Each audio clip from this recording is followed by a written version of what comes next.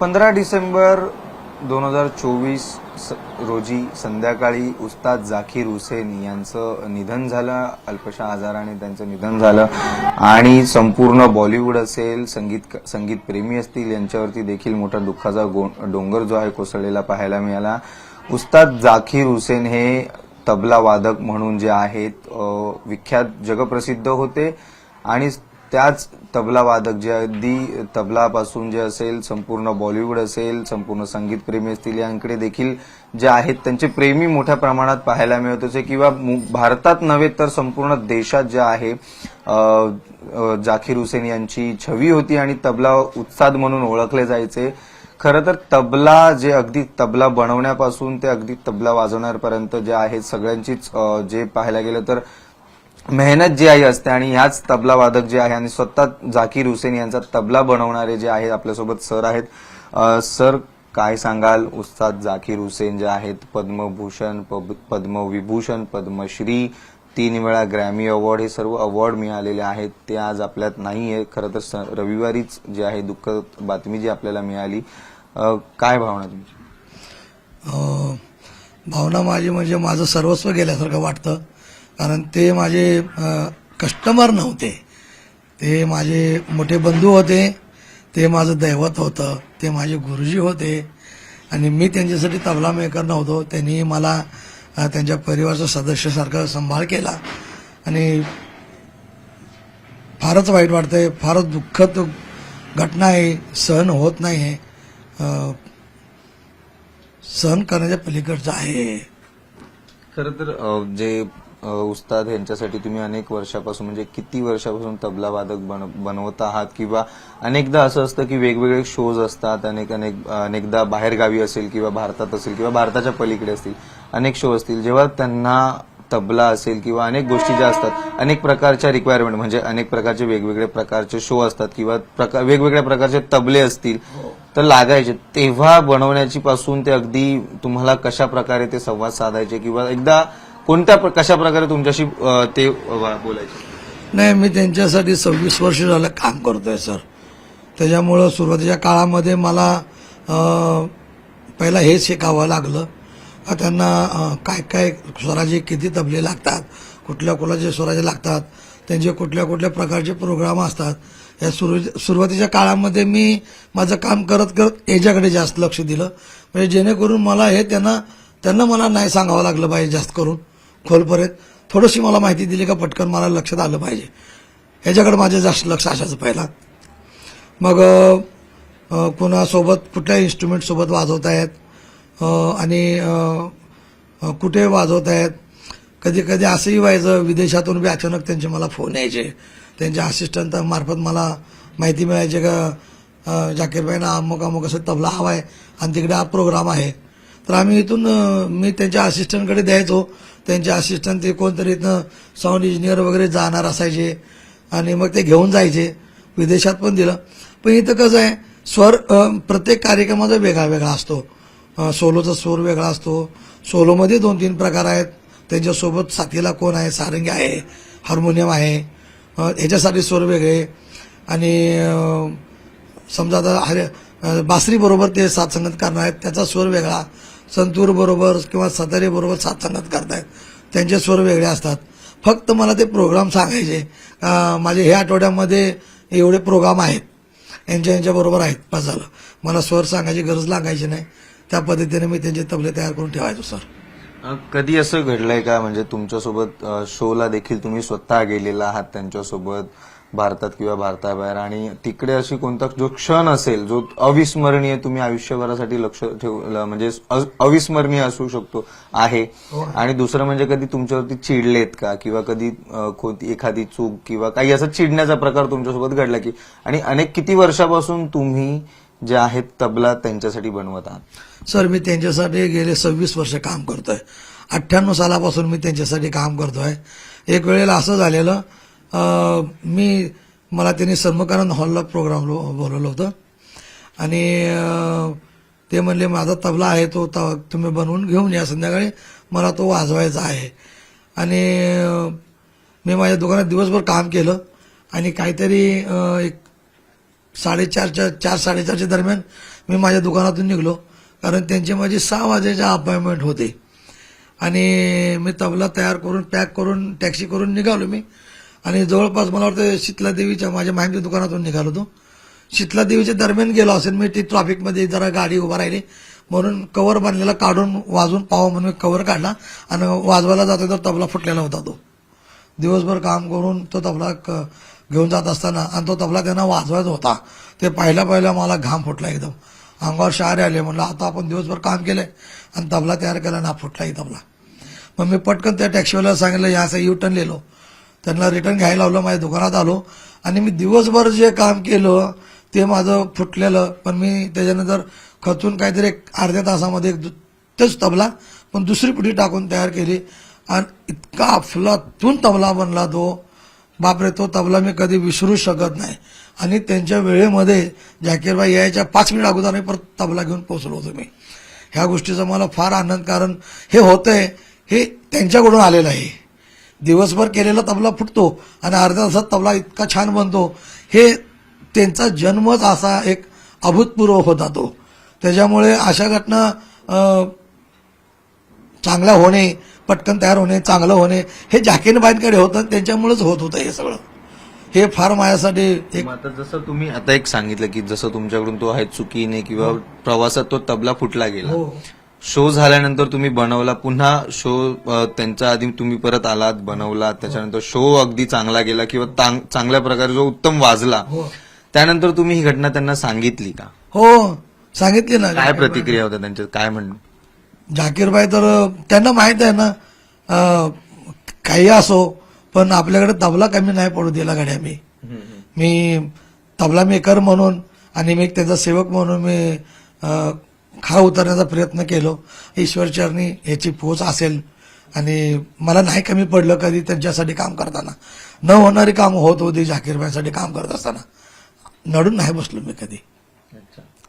मग कधी चिडलेत का तुमच्यावरती? हा तर अविस्मरणीय क्षण. कधी चिडणे हा विषय कामाबद्दल तर नाही झाला कधी, कारण कामात मी चूक होऊ नाही दिली कधी. आणि पण एक वेळ अशी नक्की आली. काय झालं, मला मलेरिया झाला आणि मला खूप ताप होता आणि मला घरच्या लोकांनी नेऊन ऍडमिट केलं मी कुर्ल्यामध्ये फौजी हॉस्पिटलला. आणि 24 तास झालेलं होतं, जवळपास 24 तास झालं होतं ऍडमिट करून. आणि दुसऱ्या दिवशी दुपारी मला काहीतरी एक 4च्या दरम्यान मला फोन आला त्यांच्या असिस्टंटचा आणि म्हणाले आपको जाकीरबाई ने घर पे बुलाया है. ते आमचा जन्मच त्याच्यासाठी आहे. आणि मुंबईत आलो तर मी जाकीरबाईंच्या तबले भरवण्याचं स्वप्न घेऊन आलो. त्याच्यामुळे मी कुठे आहे हे भान न ठेवून मी काम करत आलो. आणि मग ते डॉक्टरांना म्हणलं सर आणि असं मला जाकीरबाईंच्या घरी जायचं आहे आणि त्यांच्या घरातून फोन आला आणि मला जाऊन काम करायचं आहे. ते डॉक्टर स्वतः म्हणले अहो काय वेड्या आहात काय, तुमच्या अंगात एवढा ताप आहे आणि तुम्ही आत्ता कुठं जरा कव्हर झालं, 24 तासच झालेत, अजून व्हायचे बाकी आहेत आणि तुम्ही जाताय कसं काय? नाही सर मला तिथं जावं लागेल, पहिला माझं काम, पहिला तिथे सेवा माझी ती. मी कदाचित असं होऊ शकतंय मी तिथे गेलो सेवा करत असताना मला देव तिथे मला माफ करेल आणि माझी तब्येत तिथनं सुधारायला चालू होईल, असंही होऊ शकतंय. असं काहीतरी समजूत काढून डॉक्टरांना म्हणण्याचा प्रयत्न केला पण डॉक्टरनी मानलं नाही. म्हणलं सर तुम्ही मला नाही सोडा तर नजर चुकून पळून जाईन मी, त्याच्यापेक्षा मला सोडा आणि मी जाऊन 2 तासात परत येतो. मग नाईलाजाने त्यांनी मला सोडलं. त्या डॉक्टर साहेबांनी त्यांचे माझ्यावर ते उपकारच होतील असं त्याने सोडलं. मी गेलो, मी टोपी वगैरे घालून स्वेटर वगैरे घालून असं गेलो. त्यांच्या घराच्या जवळ गेल्यानंतर ते सगळं काढलं अंगातलं स्वेटर टोपी काढून, जसं काय मला झालं नाही अशा पद्धतीनं गेलो मी. आणि त्यांनी सांगितलेलं काम ते केलं. 1 तासभर तिथं थांबून आणि परत येऊन परत मी दवाखान्यात ऍडमिट झालो. मग हा किस्सा त्याला कालांतरानंतर कोणीतरी सांगितला. जाकीरबाईंना हे कळालं. मग कळाल्यानंतर मला त्याने एक दिवशी बोलून घेतले, म्हणाले आज के बाद मैं आपसे तबला नहीं बनाऊंगा और तुम हमको क्या समझते हो, हम आपको हमारा समझते हैं, तुम अपना क्यों नहीं समजा मुझे. म्हणजे मला जरा ते मी म्हटलं माझ्याकडं काय चुकलं सांगा. नाही तुमच्याकडं काय चुकलेलं नाही, तुम्ही माझे आहात पण मी तुमचा नाही ना, असं म्हणून त्यांनी मला जरा झापलं ते. फारच तुम्ही भावनिक झालेला दिसत आहात. पण मी त्यांना हात जोडून विचारलं, जाकीर भाई मुझे बताइए मेरे से क्या गलती हुआ है, काम में गलती हुआ है तो बताइए. नाही म्हणाले, काम में गलती नाही हुई. ते म्हणाले तुम्ही दवाखान्यात ऍडमिट होतात, तुम्ही नाही यायला पाहिजे, तुम्ही आलात का. मी म्हटलं मी पहिला सेवक आहे तुमचा, मी माझ्या स्वतःच्या शरीरापेक्षा जास्त तुम्हाला मानतो. माझं शरीर काय होणार नाही, मला मी तुमची सेवा केल्यानंतर तंदुरुस्तच राहतो, कारण तुमच्याकडून मला आशीर्वादच मिळतात. म्हणून त्यांनी मला एक दिवशी एकच प्रसंग असा घडला, म्हणाले परत असं नाही करायचं. आणि त्याच क्षणी त्यांनी मला एक लेटर दिलं, माझं आयुष्यभर मी जिथपर्यंत तबला वाजवीन मी तोपर्यंत मी तुमच्याशिवाय पुन्हा तबला वाजवणार नाही आणि मी तुमच्याकडनं तबला घेईन तोच वापरत राहीन, असं लेटर लिहून दिलं मला त्यांच्या लेटर हेडवरती. ते आहे माझ्याकडे. हे प्रेमाचं दाटणं झालं, एक प्रेमाचा राग झाला. तुम्ही भावनिक देखील झालेला, त्यातूनच समजून येतं की तुमचं जवळीक किती होतं झाकीर हुसेन यांच्याशी. आणि मुंबईत ज्या प्रकारचे शो असेल किंवा भारतात कधी शो झाला असेल किंवा तुमचा तबला तिथे म्हणजे जाकीरभाई परफॉर्मन्स करतायत आणि तुम्ही स्वतः जर ऑडियन्समध्ये किंवा जवळून तुम्ही पाहतात, तो क्षण कसा असतो किंवा तुम्ही जी मेहनत केलेली असते त्यावरती पण जे जाकीर सर असतील ते स्वतः वाजवताना कसा तो क्षण कसा अनुभवता किंवा तुम्ही अनुभवलाय का. नाही, मी प्रोग्रामला जायचो, मला ते घेऊन पण जायचे सोबत पण, आणि त्यांनी खात्री करून घ्यायचे, असं करायचे, हरिदासजी आप कहाँ बैठे हो, असं इतकं जवळ त्यांनी मला हे केलं होतं. पण मी ते ऐकायचो, म्युझिक मी एन्जॉय करायचो, मी एन्जॉय करतोय म्युझिक, पण मला ते वाजवत असताना प्रत्येक वेळेला काहीतरी ऐकण्यातून घेतो आम्ही. कारागीर लोक काय असतं, ऐकून शिकायचं असतं ते. आता हे वाजवताना ह्याच्यामध्ये कुठं कमी ऐकू येतं का, काय मध्ये काय कमी ऐकू येतं, त्याच्यावर अभ्यास करायचा आणि ते पूर्ण करायचा प्रयत्न करायचा. एवढ्यासाठी मी त्यांच्यासाठी प्रोग्रामला जायचो. पण प्रश्न जाकीरबाईंबद्दल जर म्हणायचं झालं तर मी त्यांना इतकं जवळून पाहिलंय. मी भारत सरकारला हात जोडून विनंती करतो, खरोखर जाकीरबाईंना लवकरात लवकर त्यांनी भारतरत्न म्हणून घोषित करावं. आणि मला असं वाटतंय जाकीरबाई माझे भारतरत्न तर आहेतच आहेत, पण त्यांनी जगातल्या प्रत्येक कलाकाराला, देशातल्या प्रत्येक आर्टिस्टला त्यांची भाषा समजून घेऊन त्यांच्या बरोबरीने घेऊन एक म्युझिक तयार करून प्रत्येक देशामध्ये त्यांनी आपली कला दाखवली. आपल्या भारत देशाचं त्यांनी प्रतिनिधित्व चांगलं केले संगीताच्या मार्फत. म्हणून मी तर त्यांना भारतरत्न मिळण्याची एक विनंती करतो भारत सरकारला. आणि शक्य झालं तर वर्ल्डमध्ये देखील असं व्हावं का, एक असा मोठा कलाकार आमच्या ह्यातून होऊन गेला लाईफमधून, त्यांना विश्वरत्न असं द्यावं अशी मी मागणी करतो सर.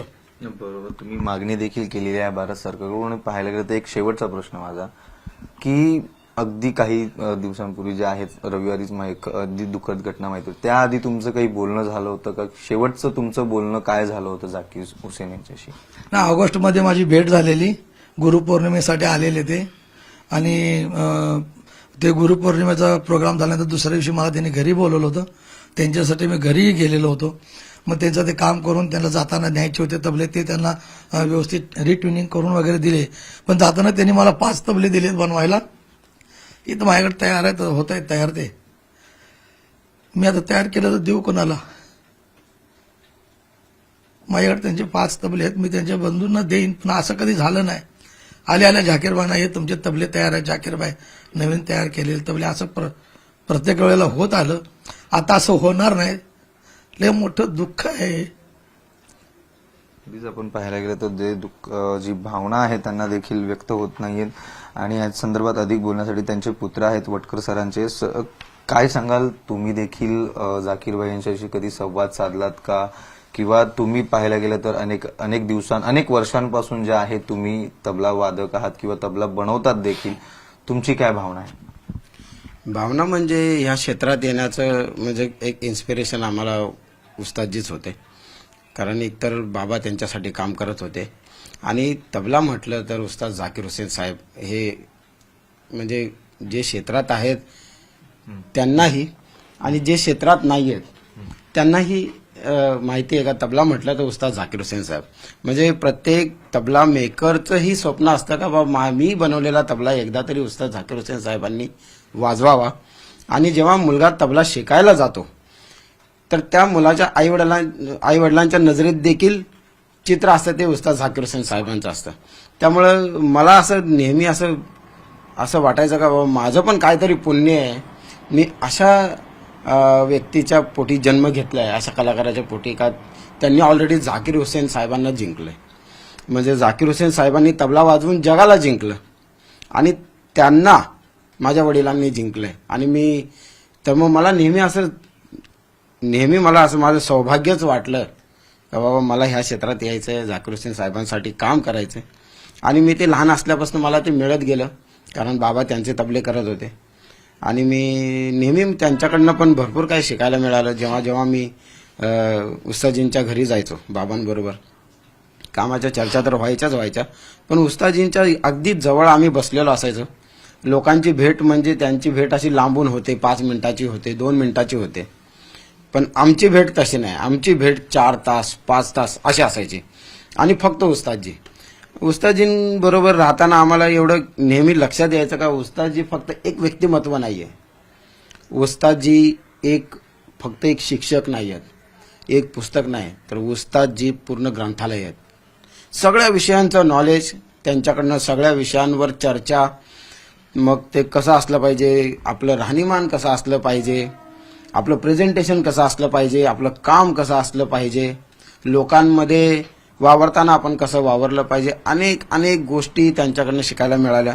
तबल्यातल्या तर मिळाल्याच, मग तबल्याबरोबर लोकांची चॉईस काय असते, आपण तबल्याचा टोन साधारण कसा ठेवला पाहिजे, किंवा ते असताना आम्ही एखादा बोल वाजवताना आमच्या मनात भाव काय असतो, तो भाव तो कधी बाहेर येतो, जर तो इन्स्ट्रुमेंटमध्ये असेल तरच तो भाव बाहेर येतो. म्हणजे तबल्यामध्ये आम्ही एखादा कायदा वाजवत असताना त्याचा ना वाजवला तर त्याच्या मग काय भावना आहेत, तर त्या तबल्यात बनवण्यात पण तुम्ही आणण्याचा प्रयत्न केला पाहिजे. तो तुम्ही विचार करा कसा असला पाहिजे, डग्ग्यामध्ये काय असलं पाहिजे, म्हणजे डग्ग्याचा घे वाजवला तर तो कसा समोरच्याच्या कानापर्यंत पोहोचला पाहिजे, तो कानाला लागला नाही पाहिजे. अशा अनेक गोष्टी, म्हणजे लाखो गोष्टी आम्ही उस्तादजींकडनं शिकलो. एक कोणती अशी गोष्ट असेल जी किंवा क्षण असेल कोणता जो अविस्मरणीय असेल तुमच्या बाबतीत, किंवा तुम्ही अनेकदा भेटला सुद्धा असाल, त्यातली कोणती एक अविस्मरणीय जी आयुष्यभर तुम्ही स्मरणात ठेवू शकता? अविस्मरणीय गोष्ट म्हणजे एक वेळेस असं झालं, नेहमी आम्ही बाबांच्या सोबत त्यांचे तबल्याचं काम करायला जायचो. पण एक वेळ अशी आली, अचानक बाबांना मुंबईच्या बाहेर काहीतरी कारणास्तव जायला लागलं होतं आणि तेव्हा काही ठरलेलं नव्हतं उस्तादजींच्या घरी जायचंय. पण इन्स्ट्रुमेंट उस्तादजी कुठेतरी मुंबईच्या बाहेर प्रोग्राम करून आले आणि वातावरणाच्या बदलामुळे थोडंसं तबल्याची खेची वगैरे कमी झाली, ओढ कमी झाली आणि त्यावेळेस मला अचानक तिकडे त्यांच्या घरी जावं लागलं. जेव्हा मी त्यांच्या घरी गेलो तर ते वातावरणामुळे थोडासा टोनमध्ये पण चेंज झालेला होता.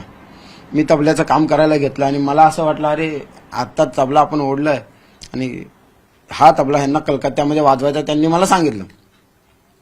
तर गेल्या एकतर त्यांनी आमच्या बाबांच्या कामाचे पैसे मला चेकच्या स्वरूपात दिलेले होते, ये बाबा को देना ये असं.